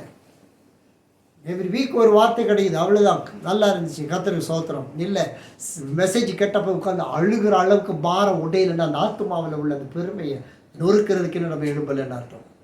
ஆண்டவர் சொல்லுகிற பாருங்க, ஏற்ற காலத்தில் தேவன் உங்களை உயர்த்தும்படிக்கு அவருடைய பலத்த கரத்திற்கு அடங்கி. அவர் கரத்துக்குள்ளே இருந்தால் வெயில் அடிக்காது, காற்று அடிக்காது, புயல் வீசாது. அப்படியே அவர் வந்தாலும் அவர் விசாரிக்கிறவரானபடி உங்களுக்கு கவலைகளில் அவர் மேலே வைத்து விடு. ஏன்னா முதல் வார்த்தை ஆண்டவர் சொல்லுகிறது தெளிந்த புத்தி. ஏனெனில் உங்கள் எதிராளி பிசாசு கர்ச்சிக்கிற சிங்கம் போல் எவனை விழுங்கலாமோ என்று வகை தேடி சுற்றி திரிகிறான். சாத்தான் எப்படியும் அவனுடைய வேலை செய்கிறதுக்கு நம்மளை பயன்படுத்தணுங்கிற அவனுடைய திட்டம். நம்ம பெருமையாக இருந்தால் அவன் அழகாக அவன் வேலையை மாத்திரம் செய்கிறோம்னு அர்த்தம். கர்த்தருக்கு எப்படி வாங்கிக்க முடியுமோ, எந்த வழியை செய்ய முடியுமோ, எப்படியாக ஆண்டவர் சுவிசேஷத்தை அறிவிக்கணும், எந்த வகையிலாவது. பல இடத்துக்கு போகிறோம், ஜெபத்தோடு ஆண்டுட்டு போகும்போது ஆண்டு உணர்த்துவார்ல, காண்பிப்பார்ல. எங்கே ஆண்டவர் கனெக்ட் பண்ண முடியுமோ கர்த்தர் கனெக்ட் பண்ணிடுவார். எவ்வளோ இடங்களுக்கு நான் பிரயாணம் பண்ணும்போது சாட்சிகள் எத்தனை இவ்வளோ கர்த்தர் கொடுத்துருக்கிறார்ல. கர்த்தர் உங்களுக்கு இடைப்படுகிறதுக்கு இடம் கொடுங்க. ஆண்டவர் பேசுகிற இடம் கொடுங்க. வேலை ஸ்தலத்து போய் வேலையை முடித்து சந்தோஷமாக வரோம்ல, ஆண்டவர் பேசலையே, இங்கே பாரு இப்படி பாரமுள்ள ஒரு பையன், பாரமுள்ள ஒரு ஸ்திரீ ஓட்ட இருக்கிறான், அவன்கிட்ட சத்தியத்தை அறிவிக்கணும் பாரம் வரலையா? உன்னோட பிரயாணம் பண்ணுகிறவர்கள் மேலே பாரம் வரலையா? ஊழியம் செய்கிறதுக்கு ஏதாவது நாம் ஸ்டெப்பை எடுத்து வச்சு கர்த்தருக்கு கிரியை செய்தால் மட்டும்தான் கர்த்தருடைய கனத்தை பெற்றுக்கொள்ள முடியும். ஏற்ற காலத்தில் மழையை பெய்வதற்கு ஏற்ற காலத்தில் அவர் கிரியில் நடப்பிக்கும்படி அவருடைய கருத்துக்கள் அடங்கி இருக்கணும். தெளிந்த புத்தி, விழித்து இருக்கணும். ஆண்டு சொல்லுகிறது, எதிராளியை பிசாசு தேடிக்கிட்டே இருக்கான், எவனை விழுங்குவான்னு தெரியாது. பார்த்துருக்கோம்ல, ஆளே கிடையாது. இன்னைக்கு சபைகள் விழுங்கப்படுவது, பரிசுத்தவான்கள் விழுங்கப்படுவது எல்லாம் பிசாசு. நம்ம கேள்விப்பட்டு ஒரு ஷார்ட்ஸில் பார்த்துட்டு போயிடுவோம். ஓ இப்படி நடக்குதா, கர்த்தாவே என்னை காத்தீரே, சோத்திரம் ஆண்டவரே, ஓடி கிளம்பிடுது. பாரம் பிடிக்கணும். 9ஆம் வசனம் சொல்லுகிறது, விசுவாசத்தில் உறுதியாக இருந்து அவனுக்கு எதிர்த்து நின்று. உனக்கு விரோதமாக ஒரு காரியம் வருது, அது பிசாசு. ஐக்கியத்துக்கு விரோதமாக ஒரு காரியம் வருதுன்னா அது பிசாசு. அதுக்கு எதிர்த்து நின்று தெளிந்த புத்தியா அதை எதிர்த்து நின்று அந்த ஐக்கியத்தை கட்டுறதுக்கு, ஊழியத்தை கட்டுறதுக்கு, குடும்பத்தை கட்டுவதற்கு தெளிந்த புத்தியோடு இருக்கணும். வசனத்தை பேசு. வசனம் பேசினா பிசாசுக்கு பிடிக்காது. அதுதான் பிசாசு. போதிக்கிறது நம்முடைய வேலை இல்லை, நடத்துவது, சுவிசேஷத்தை பிரசங்கிப்பது. அவனுக்கு எதிர்த்து நில்லுங்கள். உலகத்தில் உள்ள சகோதரரிடத்தில் அப்படிப்பட்ட பாடுகள் நிறைவேறி வருகிறது. நம்ம கண்ணுக்கு முன்னாடியே பிசாசு நம்முடைய சகோதரர்களை திருடிட்டு போறான், உடன் பிறந்தவங்களை திருடிட்டு போறான். நம்ம கர்த்தர் செய்யட்டும் அப்படின்னு நிற்கிற கர்த்தர் செய்ய மாட்டார்ப்பா, செய்ய மாட்டார். அவர் செய்யறதுனால தான் ஒன்றை என்னை விட்டுட்டு பரலோகத்துக்கு போனார். அவர் இங்கே இருந்திருந்தாருன்னா தினம் சிலர் அடிச்சிருப்பானுங்க. இன்னைக்கு நம்ம அதை தான் செய்கிறோம். வெளிப்படுத்தல் 22வது வசனம் 12ஆம் அதிகாரம், இதோ சீக்கிரமாய் வருகிறேன், அவன் அவனுடைய கிரியைகளின்படி அவன் அவனுக்கு நான் அளிக்கும் பலன் என்னோடு கூட வருகிறது. அது சீக்கிரமாக வரப்போகிற காலம். ஏதாவது தியாகம் செய்யறதுக்கு ஒப்பு கொடுங்க. வாழ்க்கை மாற்றுங்க. ரொம்ப பிடிவாதமாக உங்கள் குணத்தில் இருக்காதீங்க. ஐக்கியத்தை கட்டி சேர்ந்து வாங்க. கர்த்தர் அறிவிங்க. தினம் காலையில் நம்ம ஸ்டேட்டஸ் போடுறோம். நான் அந்த 2 வகையான பிக்சர்ஸ் பிரித்து தான் போடுவேன். ஏறக்குறைய 70 பேருக்கு சுவிசேஷன் வார்த்தை, கிறிஸ்து அறியாதவங்களுக்கு சுவிசேஷன் வார்த்தை தினம் அனுப்புகிறேன். ஒரு மாதம் பிறக்கும்போது அவங்களுக்கு தனி 2 குரூப் வச்சுருக்கேன். அதுலேயும் அனுப்புகிற சத்தியத்தை அனுப்புகிறேன். அவங்க பார்த்து சிலர் ஒரு கும்பிடு போடுறவங்களும் உண்டு, சிலர் பிரைஸ்லாட பதிலளிக்கிறவங்களும் உண்டு. என்றாக்கிற ஒரு நாள் வசனம் பேசும். ஸ்டேட்டஸில் கண்ட குப்பையை போடுறது, நம்ம என்ன நினைக்கிறோமோ அதுக்கு அந்த ஸ்டேட்டஸை போட்டுறது. ஸ்டேட்டஸ் அதுக்காக வச்சுருக்கு, தேவ பிள்ளைகளுக்கு. கர்த்தர் உனக்கு எது கொடுத்தாலும் அந்த ஆசீர்வாதம் இல்லையா? அதில் ஒரு வசனத்தை போடு. ஐக்கியத்தில் ஒரு வசனம் கொடுக்குறோமே, அதை போடுறது நமக்கு இஷ்டம் இல்லை. ஏன்னா நம்ம ஊழி சின்ன ஊழி இல்லையா? மற்ற எல்லாம் போடுவோம். சில ஆள்லாம் பார்த்துட்டு ஒரு ப்ரைஸாக கூட திருப்பி போடாது. போட தெரியாத ஆளாக இருக்குது. அதுக்கெல்லாம் இன்றைக்கி வரைக்கும் நான் அனுப்பிட்டு இருக்கேன். அதெல்லாம் பிரச்சனையே இல்லை. என்னையா கர்த்தர் எப்படியா கர்த்தரை நேசிக்கிறோம் நம்ம சொல்ல முடியுது? எப்படி நேசிக்கிறோம் கர்த்தரை நேசிக்கிறோம் சொல்ல முடியுது? எப்படி அவற்றை நன்மை எதிர்பார்க்கலாம்? நம்ம விதைச்சிட்டா அறுக்கலாம். விதைக்க ஆரம்பி. பார்க்குறவங்க கர்த்தரை பார்க்கட்டும், இயேசுவை பார்க்கட்டும். நம்ம ஃபேஸெல்லாம் பார்த்து நம்ம செத்த உடனே நம்ம ஃபோட்டோ எடுத்து பர்ஸில் வச்சுட்டு ஐயோ என் பிரதர், ஐயோ என் ஃப்ரெண்டு நெஞ்சில் வச்சுட்டு எவனை அழ போகிறதே இல்லை. நான் சொல்லி நம்ம செத்த மாலை கூட போட வரமாட்டான். பிசாசுக்கு எதிர்த்து நில்லை. சாத்தான் உன்னுடைய குடும்பத்தை கெடுக்க வந்திருக்கிறான். எதிர்த்து நின்று ஐக்கியத்தை கெடுக்கிறான். எதிர்த்து நின்று அதை மீறி கர்த்தத்தை ஓடிவான். உன்னை வேதத்தை வாசிக்க விட மாட்டேங்கிறான், அதை மீறி வேதத்தை வாசி. உன்னை ஜெபிக்க விட மாட்டேங்கிறான், அதை விட்டு நீ எழுந்து வாசி. கண்ணு விழிச்சிருக்க விட மாட்டான், தூங்க வைக்கிறான், அது மீறி எழுந்து கர்த்தரத்தில் ஓடிவான். ஸ்தோத்தரிக்க விட மாட்டான். உன் இக்கட்டுகளை மத்தியில் பாடுகளுக்காக கர்த்தரை ஸ்தோத்தரித்து பார், எல்லாவற்றுக்கும் ஸ்தோத்திரம் செய்து பார். அவனை எதிர்த்து நீ அவனை வெட்கப்படுத்து, சந்தோஷப்படுத்தாத. தூக்கத்தை விட்டு எழும்பு. ஆவியின் தூக்கம் போதும். அவன் செய்கிற கிரியைக்கு பலன் கர்த்தர் கொண்டு வர போறாரு. நம்ம லாஸ்ட்ல நிற்கக்கூடாது. ஒரு தீர்மானம் என்ன? இந்த காரியத்தை நடப்பி உன்னுடைய தனிப்பட்ட ஆத்மாவுக்கு எது தடையா இருக்கோ அதை மாற்றுவதற்கு பிரயாசப்படு. மாற்றுவதற்கு பிசாசை எதிர்த்து நில். சூழ்நிலைகளை நீ மாற்ற முடியும், மாற்றி வை. வச்சிட்டு கர்த்தர் ஓடி வந்து அமர்ந்து கொள். வசனம் சொல்லுகிறது, அது ஆண்டவர் சொல்ற அருமையான ஒரு வார்த்தை, கர்த்தருடைய கையிலே ராஜமுடியாய் இருப்பாய். உன் கர்த்தருடைய கையில் அலங்காரமான கிரீடம், தேவனுடைய கர்த்தர் ராஜமுடி. அந்த அற்புதமான அந்த ராஜமுடி, அந்த அலங்காரமான கிரீடம் நீ. பிசாசுக்கு எதிர்த்து உலகெங்கும் போய் சுவிசேஷத்தை பிரசங்கி. புறப்பட்டு போ. வீக்கெண்டு வருதில்ல, மாதத்துக்கு ஒரு தடையாக புறப்பட்டு போ. வேறு ஊரில் போய் காலையில் இறக்கு, சாப்பிடாத, தயவுசெய்து 4 டீயை குடிச்சுப்போம், பச்சை தண்ணி குடி, தெரு அலைஞ்சி திரி, ஓடி வந்து கர்த்தட்டு ஊழிய செய். தனியாக ஓடாத, தனியாக விட்டப்படாது. அது கர்த்தர் ஏற்றுக்கொள்ளவே மாட்டார். இணைந்து ஓடு. அப்போஸ்தல ஊழியத்தை நிறைவேற்று. அவன் அளிக்கும் பலன் நம்மோடு கூட வருகிறது. கூட பிறந்தவங்க அவன் அவமானப்படுத்தினாலும் அந்த அவமானத்தை ஏற்றுக்கொள்ள ஆயத்தப்படு.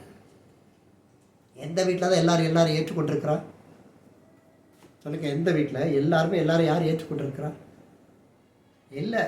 சுமதுக்கு அவமானத்தை, ஆனால் அநீதி செஞ்சிடாது. சிலுவையில் அறையிட்டோம், அதுக்கென்று அவர்கள் அழைக்கப்பட்டார்கள். பார்த்தோம்னா உனக்கு கொலை செய்வது அவங்க கர்த்தருக்கு அவங்க ஆசீர்வாதம் அவங்க சொல்லிக்கிட்டோம். அதை பற்றி கவலைப்படாத. கொலை பண்ணுறாங்களா அருந்து இடம் கொடு, ஜஸ்ட் லீவ். அதுக்காக இந்த ஆத்மா விட்டுறாது. ஒரு கர்த்தர் தேவையை சொல்லி சகோதரனை பகைத்தால் அவன் பொய்யன். நீ வெறுக்காத, அமைதலாறு. நம்முடைய வாழ்க்கை எல்லாம் காத்திருக்கிறோம். எல்லா காரியத்துக்கும் ஜெபிக்கிறோம். வீட்டுக்கு ஜெபிக்கிறோம், கல்யாணத்துக்கு ஜெபிக்கிறோம். இது எல்லாத்துக்கும் ஒரே முடிவு, உன்னுடைய ஊழியத்தை நிறைவேற்று, சுவிசேஷனுடைய வேலையை செய். கர்த்தர் பலன் தருவேன்னு சொல்லிட்டார். அந்த கூலியை நீ பெற்றுக்கொள்ளணும். வேலையாமின் கூலி அல்ல இது. இது கர்த்தரிடத்தில் வருகிற கூலி. அதில் உள்ள சந்தோஷம், அதில் உள்ள ஆசீர்வாதத்தை பெற்றுக்கொள்வதற்கு இன்னும் உன்னை தாழ்த்தி அர்ப்பணித்து வெறுமையாக்கு. உன் தேவன் உன்னுடைய பிரதிபலனை அனுப்பி தந்து உன்னிலே மகிமைப்படுவார். அதுதான் அவருடைய ஆசை. உன்னை வெறுத்தாலும் you don't reflect it. You just bow down. கர்த்தருடைய தாழ்ந்து போ. தேவனுடைய ஆசீர்வதிப்பார். முடிஞ்ச எழுந்திருக்கலாமா? Thank you Jesus. Thank you holy spirit. யாராவது ஒருத்தர் ஜெபிக்க விரும்புகிறீங்களா? நான் ஜெபித்து முடிப்பது ஒரு வழக்கமாக இருக்கிறது அல்லவா? யாராவது ஒருவர் தேவனுடைய இந்த ஊழியத்தை நிறைவேற்றுவதற்கு நமக்கு இருக்கிற தடைகள் மாற, நம்முடைய சுயம் சாம்பலாய் போக, கர்த்தருக்கென்று யாராயும் ஏதாயும் செய்வதற்கு கர்த்தரித்தலை தாழ்த்துவோமா? அவர் அதிசயங்களின் தேவன். எல்லா கண்களையும் மூடலாம். யாராவது ஜெபிக்க முடியுமா? பாரத்தோடு கர்த்தர் உங்களிடத்தில் பேசியிருந்தார்னா இந்த பாரத்தை எடுத்துக்கொள்ளுவீங்களா? எடுத்து ஜெபிக்க முடியுமா? பிசாசுக்கு எதிர்த்து நிற்க, நம்மளுடைய ஊழியத்தை நிறைவேற்றுவதற்கு கர்த்தர் கொடுக்கிற இந்த ஞானத்தை பயன்படுத்த எவ்வளோ பேர் இருக்காங்க. எவ்வளோ பேர் நான் வரும்போது சந்திக்கிறோம். அவர்களாம் சத்தியத்தை அறிவிக்கக்கூடிய பலனை ஞானம் தருவதற்கு யாராவது ஜெபிங்களேன்.